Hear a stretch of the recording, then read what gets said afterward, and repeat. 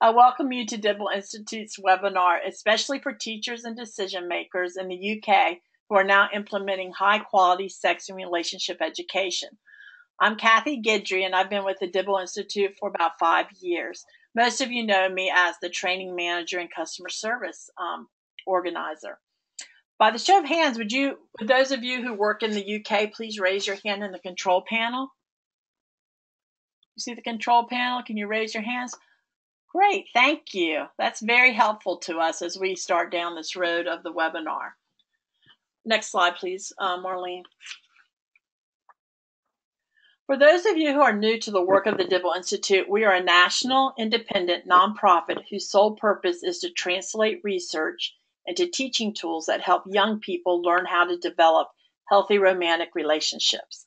And since our founding in 1996, we have published over a dozen curricula. Currently, 2 have been rigorously studied, ending up on U.S. evidence-based lists. We are not direct service providers. Instead, we work with clients who work with youth in many settings: schools, corrections, child welfare, and others, who then reach youth with our materials. Last year, we conservatively estimate that our programs reached over 76,000 young people, thanks to organizations and people like you. Next slide, please. Why are we reaching out to the UK schools, decision makers, and teachers? Our program, Relationship Smarts Plus, which you will learn about today, was selected by the How to Thrive team as one of the 12 elements they would include in their Healthy Mind study. We trained over 40 teachers in 2015 and 2016 in the UK to deliver the materials, and by all accounts, they and their students enjoyed the program. Hence, when we learned that sex and relationship education was becoming mandatory in the UK, we wanted to introduce this proven effective tool to UK teachers so they would not have to reinvent the wheel. Next slide, please. Today, I am pleased to have Marlene Pearson with us.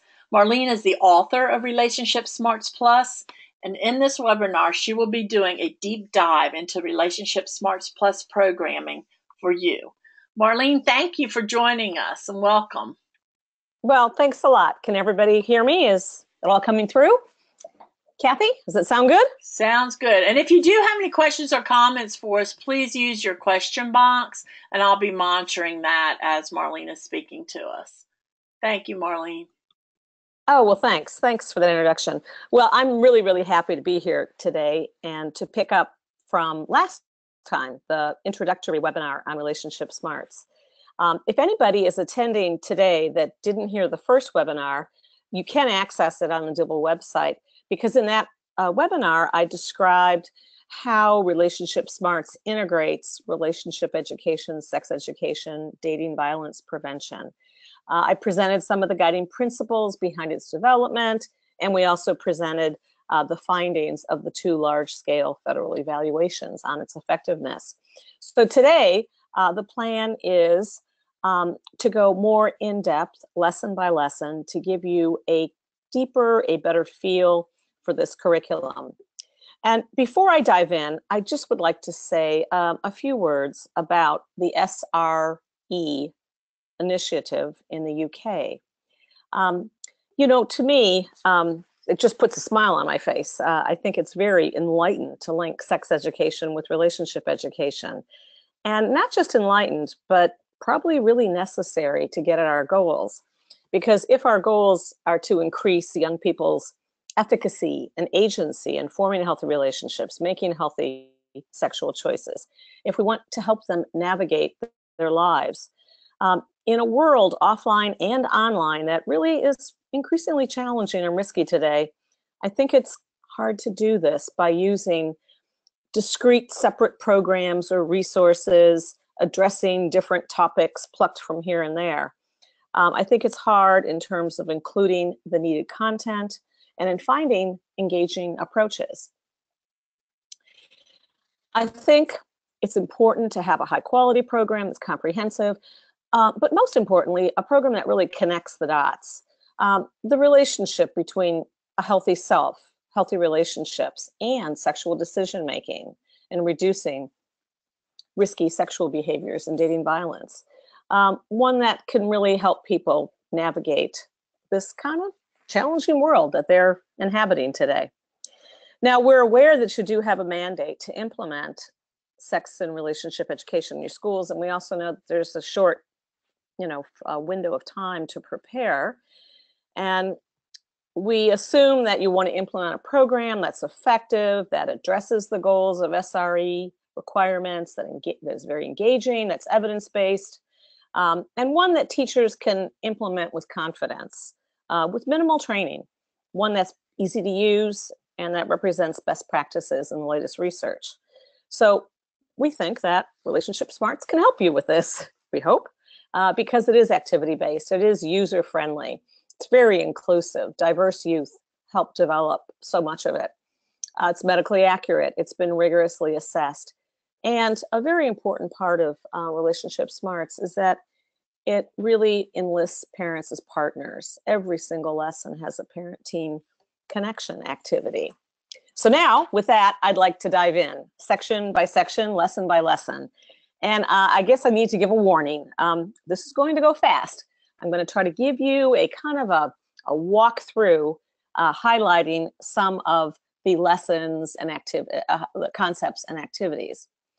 So first off, excuse me, there are 5 sections to Relationship Smarts, 13 lessons. So starting with the first section. First section is really designed to help youth acquire some insights into themselves. As we say, healthy relationships really start with you. Lesson 1 is described really by its title. Who am I? Where am I going? What are my strengths? What do I want to develop in myself? How has my past shaped who I am today? How do I see my future? What are my goals? A key activity in this lesson is each teen creates a very colorful map representing their life. They begin by generating a list of qualities that define who they are today. And then they try to identify qualities and characteristics of how they envision themselves in the future, qualities they want to develop in themselves. In doing this, they identify some of the good influences in their lives that have really helped them be who they want to be. They also identify some of the negative influences, things that have created challenges or difficulties. And using this template of a tree, they also think about their supports. We help them actually think about who they could or who could be supportive in their life too. So I'll just show you one final example of that tree. This was by a young, actually 17-and-a-half-year-old young mother. And you can see some of the symbols of negative influences, friends that are troubled, dad never there, her partner's alcoholism, what some of her supports are, how she sees herself. The second activity of that lesson is meant to get teens thinking about their close friends. And we introduce the concept of friends of the road and friends of the heart. We've developed a questionnaire to help teens examine a close friendship. How does that friendship sync up or with their future goals, the path that they want to be on? And these questions really help teens answer important questions. Is my friend a positive force in my life? Or is my friend one that jeopardizes the aspirations I have for my future? The third activity deals with what we might consider peer pressure. We call it pressure situations. It explores the challenges of being true to yourself when you are confronted with all of the pressure situations that young people are today, that they will face.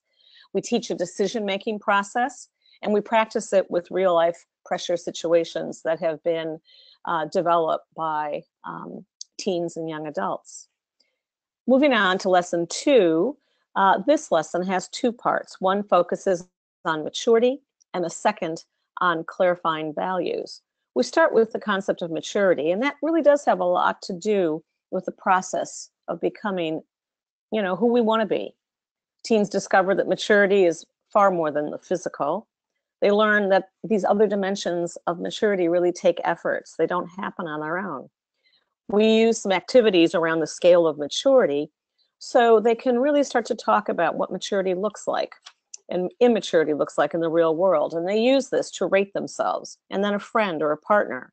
They identify privately where they've matured most in the past couple of years and have really interesting conversations about which ones are most difficult for teens and why. The second part, focusing on values, uses the activity of an auction with play money. And it's used to help teens identify the values that are most important to them, because they bid on those values. The link here is knowing your values, trying to live by them is really an important part of maturity. But the richest part of this discussion, richest part of this activity is the discussion afterwards. You know, when teens talk about, well, where did you get your values? Which ones would you want to pass on to children? Which are important now and might not be after high school? And that leads to a final activity, which is now identifying what they truly value in terms of the qualities that they find important in a good friendship or in a partner. Now we're going to move on to section 2, all about healthy relationships. This is the largest section. It has 5 lessons that deal with everything beginning with initial attractions all the way down to assessing, decision-making, breaking up. So, lesson 3 explores initial attraction and how relationships can develop in healthy ways and in unhealthy ways. You first brainstorm all the qualities and characteristics that they feel describes a great relationship. And then with those words, in working in groups, they're challenged to build a great relationship from the bottom up. We use the image of a pyramid as a metaphor for healthy relationships because pyramids need a solid foundation. Working together in groups, they debate with each other, they decide which words go in which level. And this kind of activity really gets them to think about those building blocks and how relationships development, and especially risky versus safer ways to build a relationship. So for example, would trust go in the bottom level before you really know someone? Are fun, common interests, communication, are they very important for the foundation?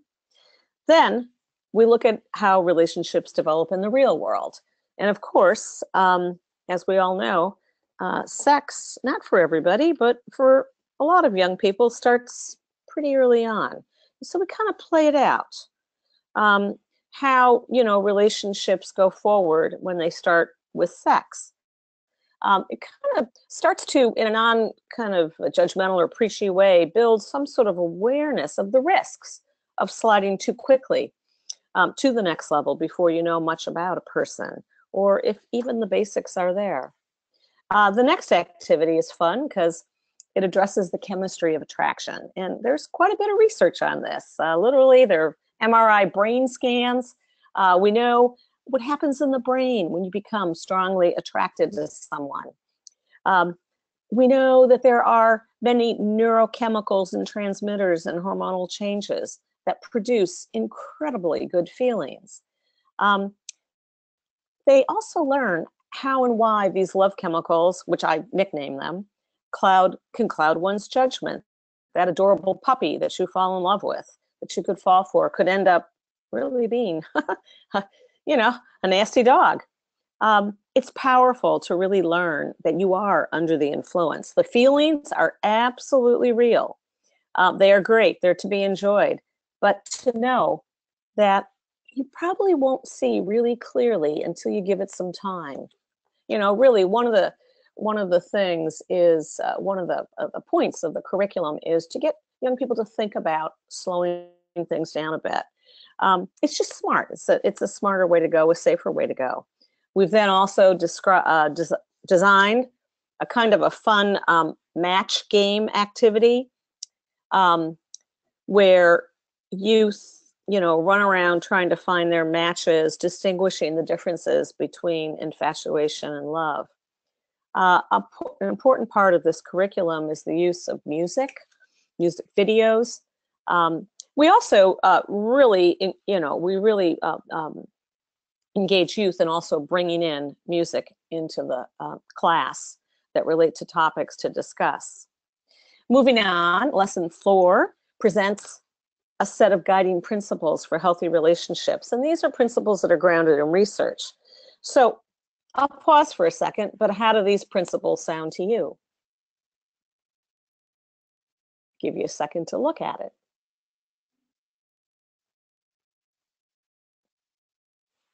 Now I realize I'm going fast, and you can always look at this slideshow at a later date. You can access it on the webinar, and you can look at the slides more carefully if you'd like to. But anyways, as we know, you can't just lecture this stuff to young people, and that's why this curriculum is very activity-based. The activities really drive the information and work the information into real life. And so what we do is we try to bring these principles to life with real life scenarios. And we have 40 of them for this particular lesson. And we do kind of a fun activity, thumbs up, thumbs down. It's sort of a discovery activity where they identify healthy versus unhealthy and which principles they really apply to. And then they answer questions in their workbook. I didn't mention this, but there is actually a journal, a kind of a workbook journal where students apply all of this to their own lives. Very personal. We have found that the young people really love these workbooks. They're very private and they're very useful to help them apply to their own lives. But anyways, going back to these principles, it really helps them in knowing what to be paying attention to, what to be finding out about somebody they're attracted to. And it also gives them some criteria for examining a relationship that they might be in. Another activity in this lesson is helping youth develop a more realistic concept of love. Yes, love is chemistry, but it's also intimacy and friendship. And it's also about trust and commitment. And nurturing all three sides is really the challenge of any serious relationship or later on a marriage. We have a fun activity where we play this out, where they become a love advisor. There's a scenario of a young couple with an unplanned pregnancy. They really love each other and they want to have a future together. And they generate ways to take care of all three sides. It's really kind of fun. Now, I want to take a second. I want to take a moment to describe one of the parent-teen connection activities. As I mentioned, every single lesson has a parent-teen connection. We really want to share with parents. And for some young people, it may not be a parent. They may not have a parent to go to. So we say trusted adult. And we help them find that trusted adult. We feel it is a very powerful part. The more they can take these concepts, these ideas outside the classroom and really to be sharing them, talking with them with a parent or a trusted adult, we feel like this is very important. So let me just show you this one that for the 7 principles.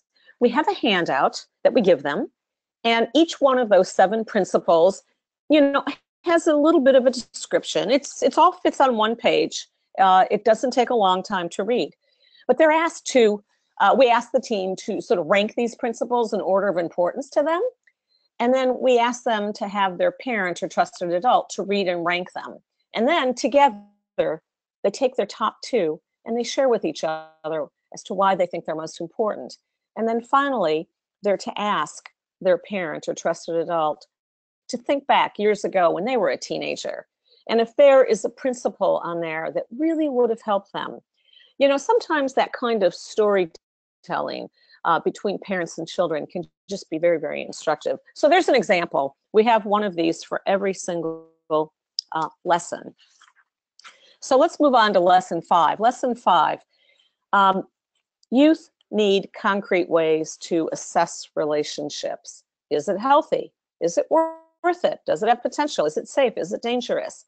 And how can you know? Sometimes, have you yourselves ever been at a point in your lives where you wondered, should I stay, should I go in a relationship? And so what we do is we give youth 3 very simple but very profound questions. How does it feel deep, deep down? Controlling, or equal and supportive, conditional or unconditional. Like it's mostly about status or sex or material stuff, or it feels like the attraction is on really many levels. And so how do we kind of play this out? Again, you can't lecture it. So we have 6 cards. We put young people into 6 groups. Each card, there's 6 of them for each one of these, and it further describes. They discuss these relationships. Have you ever seen one? How does it feel? How would it feel if you were in one, or to be around a couple like this? And then we ask them to make sculptures. And I'm just going to give you a couple of examples of these sculptures that they create. And the discussion that goes along with this is just absolutely phenomenal. So there's a couple of examples here. You can go back and look at them later if you'd like. And then afterwards, they actually, in their workbooks, they use these 3 questions and they assess a relationship, their own, a past or a present, or one of someone they know really well. And again, it helps them work these concepts and skills into their own lives. And then we move on and we look at some of the reasons why some people find themselves in unhealthy relationships. Students learn that everyone is born with basic human needs for touch, for love and security, to belong, to be somebody. And through an activity with real life scenarios, they examine some of these unmet needs. Again, a big part of Love Notes is using stories, narratives, poetry from youth, real life scenarios. And we end this lesson on an upbeat note by stressing the importance of fun, because healthy relationships should be fun. And there's a lot of research on this. You know, relationships that go the distance, you know, maintain fun and friendship. They engage in a small group competition to come up with as many ideas as possible about having fun. Lesson 6 bridges from lesson 5, unhealthy versus unhealthy. It first focuses on breaking up, and then it moves on to dating violence. And so we have a set of activities that address how to know if it's time. What are some of the common reasons? Why do people break up? Are there better and worse ways to break up? Well, yes, there are. And we really talk through those. Actually, we brainstorm a lot and we talk through them. We also offer some breakup tips and how to survive a breakup and how to move forward. And then we move into dating violence. We start with the red flags, or it depends. It's we use real flags and a ton of scenarios to raise awareness of abusive behaviors. This activity really helps young people determine which behaviors are abusive, which behaviors cross the line. It is not so clear to many youth what's okay, what's safe, and what's not safe, and what situations, what responses, you know, cross the line into abuse. Youth also learn about different types of partner violence. They learn that the conflict management and emotional regulation skills that they will be learning in the next unit can really help them when they have arguments that spill over into shouting, slaps, even a shove, a push. But they also learn about the signs of greatest danger. They learn about the kind of partner violence that's all about power and control. We explore the warning signs. We use video clips. We browse websites. This is a website I'm sure you can access it in the UK, and we'll probably have to investigate the websites that you have in the UK, but this one is just chock full of info, self-quizzes, video clips, much more. There's a chat line, a helpline, a text line. You know, we want to really put resources at their fingertips, as well as totally encouraging them to reach out to trusting adults and to really help them identify those people.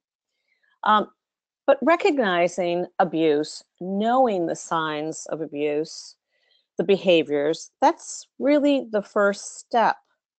Our goal is to really help youth practice skills to prevent and to halt disrespectful behaviors at the very first sign of disrespect. When you think about it, abuse doesn't pop out of nowhere. You could really trace it back to the first sign of disrespect. We have an activity to help them draw the line of respect from the start, or to start drawing the line today. We want to encourage youth to set high standards, to raise their standards. We also think it's important to really explore how relationship violence affects children. It can be a real motivator. And we also know that it's very important to touch the emotions. It's one of the reasons to use media and music and poetry. I don't have time to talk too much about this, but this particular A Call to Men is a pretty powerful TED Talk about a man talking about his growing up and all the forces that really almost kind of led him and led other males to disrespect, mistreat, and abuse females and each other. We also use music videos. This is a particularly powerful one because she really sings about how the violence that she experienced in her home growing up affected her and how it also affects young children. Of course, this section would not be complete without a real in-depth discussion of sexual assault. And we really delve into this, and also the issues of consent, what it is, what it isn't. And there's actually a really nice video clip that we use. In fact, the guy has an English accent, and it's very, very cute. I don't mean that. I mean, it's a really powerful way to get across consent and what it is and what it isn't. The next lesson introduces a key concept of this curriculum, and that is sliding versus deciding. Sliding, as used in this lesson, means repeating, reacting, just kind of letting things happen, just sort of slide in, slide along. Deciding is about making conscious choices. This lesson also introduces something called the success sequence. We've done a lot of research on this in the States. Making clear decisions about one's life, one's relationships, particularly about the timing of sex family formation. It's really, really important for moving a person toward their goals. These two concepts together really can help youth become planners and not just drifters in life. So this lesson will focus on two areas where people can slide or decide. So the first area is a focus on helping teens examine their past experiences to see how their past experiences, and especially the patterns experienced in their families growing up. I say families because many children today, as we know, may be raised by their own biological parents, by step-parents, by a single parent, by grandparents, or even foster care. But how have those patterns influenced and shaped them? It not only helps youth better understand themselves, but it can also help them decide and empower them. What patterns do they want to carry with them, leave behind, work to change? So we use a sorting baggage activity. Literally, we have these bags, and it kind of raises awareness of various kinds of experiences can impact you, can influence current behaviors. There's a lot of great discussion on how these experiences can affect a person, how you can learn from these, how you can even turn negative experiences into, learning from them and making positive changes and choices. We've also developed a pretty extensive family patterns questionnaire. This is in the workbook, and it helps youth reflect personally on the patterns they experienced in their own families. And the point of this is for each youth to decide what was good, what was not good. You don't have to tell a kid what felt good and what didn't feel good. They can identify what they don't want to repeat and what they want to repeat. It really helps youth make meaning of their past. And I think this is really important, especially for those with past trauma, um, past adverse childhood experiences. But it's important for everybody. It helps you take charge of what you want for your future. You have to be aware first. Throughout all of this, what is stressed is that one's past is never one's destiny. You can always decide to do things differently, but you have to become aware, and then you need skills to do things differently. Then we apply the concept of sliding to relationships. There are a lot of risks to sliding into relationships. And if you look at this diagram here, it's really very simple. You get attracted, you get turned on, you get, rapidly involved. And then you learn about each other, and you might find out things that are not so good. And there are some serious risks and consequences to that. They also learn a low risk deciding approach that really can be very fun and very romantic. And it gets them really thinking about all the kinds of things that they could make decisions about. And by the way, in the workbook, they do have a fairly extensive decision-making framework for making decisions about the smallest things, like, do I want to kiss you? Do I want you to kiss me? Am I even ready to be known as a couple, to be exclusive? Do I want to say I love you? Do I want to change my Facebook status to in a relationship? Do I want to have sex? Do I want to continue to have sex? Do I want to break up? What about what birth control to use? Anyways, we ask them to really think about what's important to make a decision about. We ask them to choose some of those. And then to write about what they need to know, what they need to find out to make those decisions. They also learn about the success sequence. And as I was mentioning a moment ago, we've done a fair amount of research on this, and there's fairly impressive data. This is not all about saying everybody has to get married or have children, but if children are a part of one's vision, it really, really matters to follow this sequence. Finish high school, get as much college and training as you can, be employed full-time by your mid-20s or, in continuing some education or training. And 3, form a healthy marriage or a healthy relationship, a committed partnership before having a child. And if family and children are not part of one's vision, it really matters to prevent an unplanned pregnancy. And preventing pregnancy is one thing you do have some control over. So we are always looking for ways to deepen motivation with everything we do in this curriculum. Because we know that when it comes to sex ed and pregnancy prevention and STI prevention, we know that merely possessing information, even having access, even having a condom in your pocket, it does not automatically translate into use. You have to have strong reasons, strong motivations. You have to be empowered to know what you want. Okay, the next section moves on to communication and conflict management skills. And of course, this is obviously a really key component of healthy relationship education. So we start with, and by the way, these skills are research-based. They are based on 30 years of research on relationship success and failure, and they have been adapted for use with youth with activities. We first of all have activities an activity to raise awareness of destructive communication patterns that harm relationships, some of the most negative ones. Excuse me.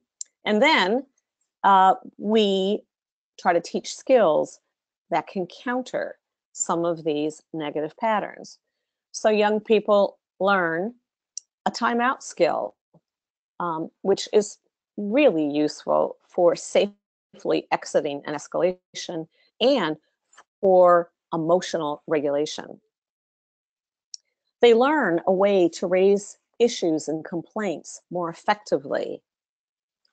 They learn and practice a speaker-listener technique to talk through very difficult, emotional, highly sensitive, high conflict topics. They learn how to deal with hidden issues underlying many arguments. A lot of times what we argue about is on the surface, and there are deeper issues underneath. They learn a problem-solving model, and they use it actually to solve some teenage problems. I think what's important about these skills is that they are absolutely essential for maintaining healthy relationships, whether it be with peers, with friends, with family, romantic relationships, whether it be in the workplace. These skills are very important for asserting, for negotiating with a partner, on boundaries, on pacing, on using protection. They're really important for being able to communicate, put forth one's relationship expectations. So now I'm going to make a transition. With these relationship skills and knowledge, the groundwork is laid for moving into sexual decision-making, sexual planning, sexual health. But before presenting sexual health information, I think we need to take a step back a bit. And that is really the point of lesson 10. Youth need to be engaged in exploring sexual meaning. Sex really isn't just about the body, it's about the heart.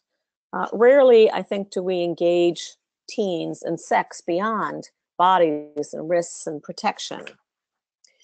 We often start from the premise that they know their sexual values, they know their boundaries, and when they move them, and that all we need to do is hone their skills at refusal or negotiation, help them to know how to protect themselves. But I think it's a lot more hazy for many young people. My experience with youth says it's not so clear. And my goal here is empowerment. I want youth to define a context for sex that's meaningful, not just blindly following the cultural cues around them. I want them to define a context for sex that's protective of their aspirations. And I think to do that, we need to focus a lot more on the heart, emotions. In fact, I often call relationship smarts a heart and health-based approach to sexuality and prevention. And to do this, we use poetry, we use stories, we use films, we use music videos, and all kinds of activities to really help teens explore and think through things. So for instance, we use this particular music video that really explores why it matters to be on the same page with somebody. We use real, as I said, poetry, stories. We use a film, this film, Toothpaste. It's a really clever film. I mean, comes from an outfit where teens actually write the scripts and Hollywood producers produce them. We want them to understand more deeply intimacy, and that it's far more than a physical connection. They use it to analyze a real relationship. How connected, how intimate are they really? We want them to examine some of the emotional risks of what I call sex too soon. And then, at this point, they're in a much better place to reflect on where they draw their line, or where they might want to redraw their line. How do their own boundaries sync with their values? What would they want each one of these deepening levels of intimacy, physical intimacy, to mean? What risks, what benefits, are there for where they draw their line? When would they move their line? With whom? Under what conditions? I think these are really important questions to engage youth with. Now we're going to move on to the sexual health lesson: pregnancies, STDs, HIV. They start out with an interactive quiz to test their sex smarts. And this is really kind of a fun, they're moving around the room, going back and forth, true, false. It's to clarify faulty beliefs, common myths regarding sex, pregnancies, STDs, HIV. We also give them accurate information on contraception and condoms. And they also they watch a very engaging film on HIV, you really do have to tap emotions. You can't just give a dry, presentation of the facts on STDs. And we've developed a kind of a discovery activity where they have to pull out information and create, posters for public display, a rap, a social media message to get out information on HIV and STDs. And then, of course, they do role plays. We give them all kinds of pressure situations where they can practice their assertiveness skills using, we teach them actually some really important assertiveness skills, refusal skills, exit skills, and then they actually use them with role plays.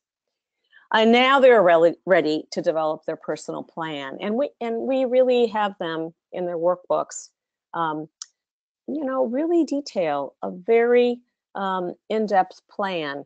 Whether they're planning to wait on sex, they need a plan that's very detailed. They need a plan if they're going to pace things more slowly. They need a plan if they're sexually active right now. Finally, this last section is a lesson that reinforces pregnancy prevention. And we find that if we can help youth explore the consequences of unplanned pregnancy from the perspective of a child, putting the child at center stage, we find that this is far more powerful than asking a teen to just focus on, themselves, the stresses or support payments or whatever it will cause them. We find that this is really, really motivational. I call it through the eyes of a child. So we have several activities to kind of get at this. We start with an ad activity. They literally do place an ad, like on Craigslist, for a child looking for a family. And they come up with an amazing list of what a child might want. And then we use that to explore, to discuss how a healthy relationship would help parents provide these things to a child. Again, it's sort of connecting the dots here. We also address the role of males in family formation and pregnancy prevention. We often leave males out of this. They start with a free write. What does it mean to be a good father? Whether they had one or not.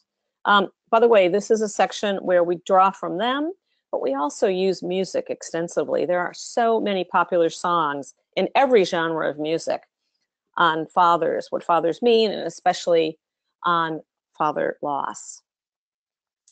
We use an Eminem song to discuss the difficulties of being an involved father when you've got a lot of relationship troubles with the mother of your child. When you slide into an unplanned pregnancy, again, it's about trying to connect the dots between healthy relationships and parenting. The capstone to this lesson is an activity called Child Speak, where they pretend they're a child experiencing the opposite of what's advised, what their life is like. We draw on 10 pieces of advice. I work with focus groups of former teen parents. We put together a list of 10 things that can provide a brighter future for children. And so they use this in this Child Speak activity.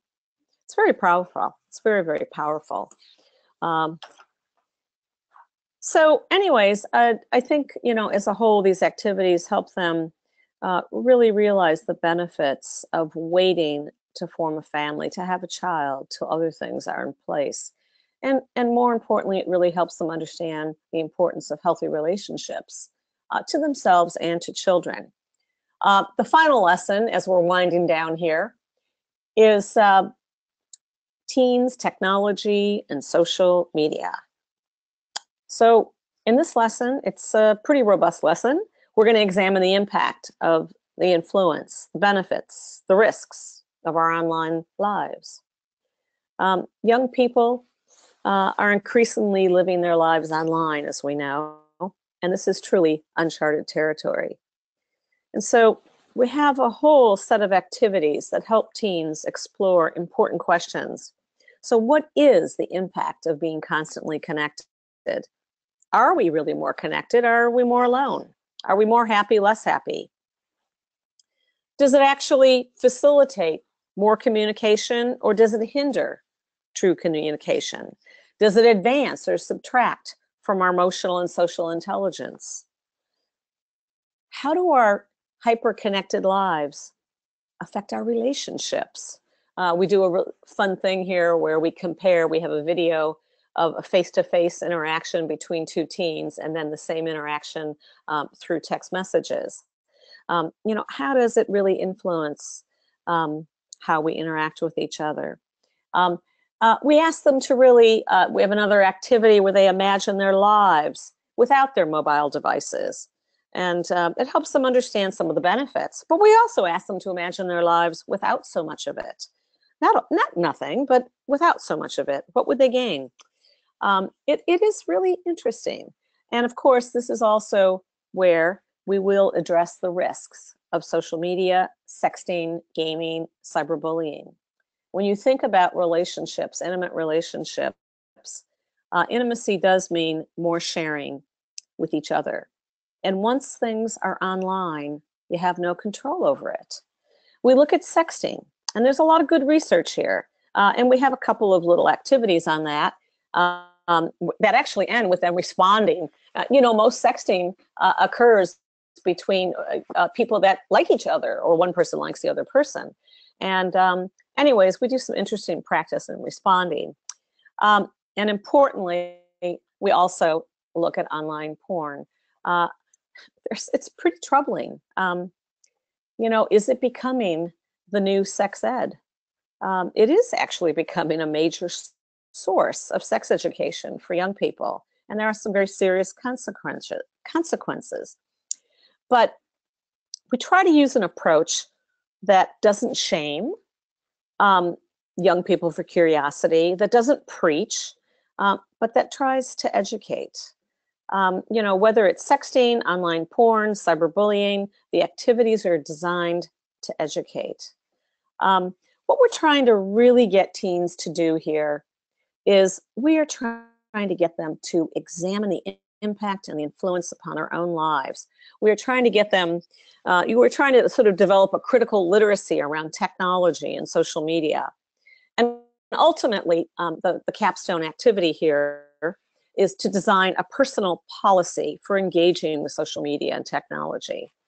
How to use it, when to use it, how much to use it.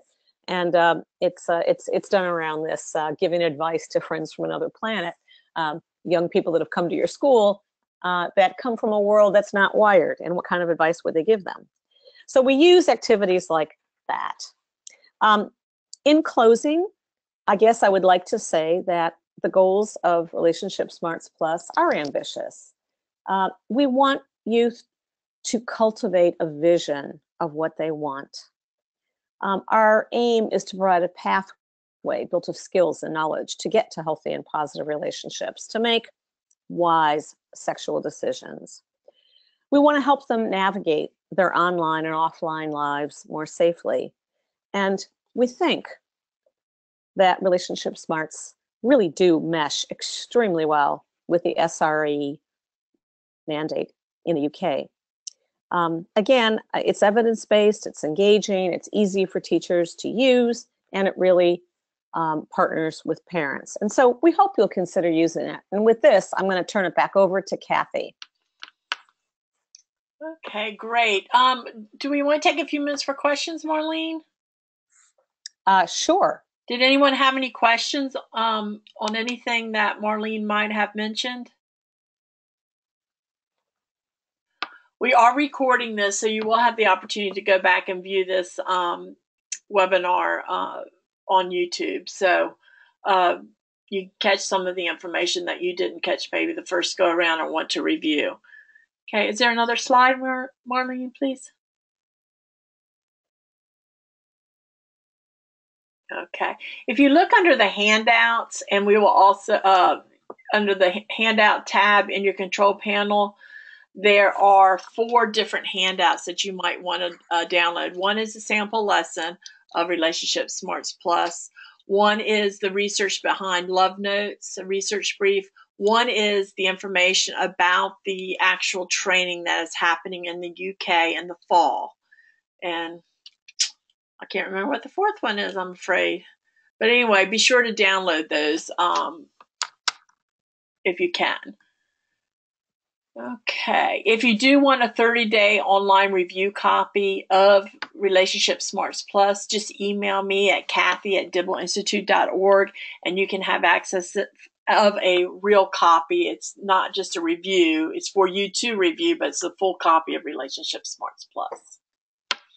Okay, next slide, please. Okay, and there you go. There's the information for the actual training in the UK. It's October 3rd through 4th. It's co-sponsored by How to Thrive. And you can find out information about that either on our website, at this phone number, or at the email above. Is there anything else for us? All right. Let's see here. Jane has a couple questions. Oh, okay. How is the resource LGBT inclusive? Can you hear me? Yes, we can hear you. Okay, great. Okay. Yes. Well, it is incredibly inclusive. In fact, I worked with numerous LGBT teens and young adults in scenarios. So, in looking at it, we have the latest research. The CDC, the Centers for Disease Control, in its last Youth Risk Behavior Survey, did a fairly extensive surveying of LGBT youth, not T and Q, but LGBT. We have a wealth of information. You will find when you look through the lesson, there are references everywhere. The images are LGBTQ inclusive. The scenarios are. I think you will be very pleased with that. And also too, we are continually sort of refining and updating and, adding more. You could ask me further, but that would be my initial thing. We, all the way along, we don't really make distinctions between LGBTQ and heterosexual youth. All youth, have emotions, are drawn to relationships, need healthy relationships. They need to make healthy sexual choices, and we pay a tremendous amount of attention to being inclusive. Okay. And Jane just wanted us to know that they call it STIs in the UK, so I appreciate that, Jane. Another question that she had. I'll respond. You know what? I'll respond to that. Mm-hmm. Yes, of course. STIs is something that more recently we have used. And by the way, it is fine. We'll say STI sometimes. We'll say STD. One of the reasons we often have STD in there is because that's what the Centers of Disease Control uses. And secondly, what we have discovered is that some teens, at least in the United States, are confused by STD and STI to the extent that they think STI is less harmful, can be cured. And so we just tried to stick with the language that they are most familiar with. But we also do point out that you will hear both of these terms. And so, again, perhaps in the UK, all the young people use that terminology, STI, and that's exactly what you use. Perfect. Thank you, Marlene. She also had another question, and you may have answered this one. How are young people encouraged to explore their own emerging sexuality? I don't know what she means by that. Jane, would you like to? I mean, other than, hey, they have got strong feelings. When you start to talk about attractions and turn-ons, and understanding some of the love chemicals, understanding, actually, if you look at Love Notes, which is an adaptation of relationship smarts for older youth. There is more on the sexual arousal process, similarities, differences, males and females. So I don't know exactly what you mean, exploring their own emerging sexuality. They certainly, yeah, I don't know. You have to maybe tell me a little bit more what you mean by that. Okay, so another question. By the way, I should point this out. I am really quite happy to speak voice to voice or through email more in depth on any question, because this would be something I'd be really interested in talking more about this to you. Okay. She had one more question. I don't know if we have time for the question or that we want to hook you two up together to have that conversation. It's again more about, did you want to do that? Let's try. Okay, maybe.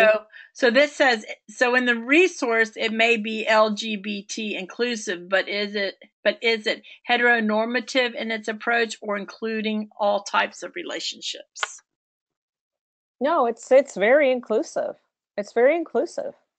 I mean, 90-some% of kids are heterosexual, but it is totally inclusive. It mixes it all up. Sometimes scenarios will be clearly male-female, some will clearly be same-sex, some will clearly, seriously, we mix it all up. Our focus groups of young people really encouraged us not to use the word partner. I know all the adults want to use the word partner because it's so neutral, but they say, oh, that's lame. That's what adults use. We don't use that word. If I'm a lesbian, I call my girlfriend a girlfriend. So we still, you'll find lots of scenarios that'll say partner. We mix it all up.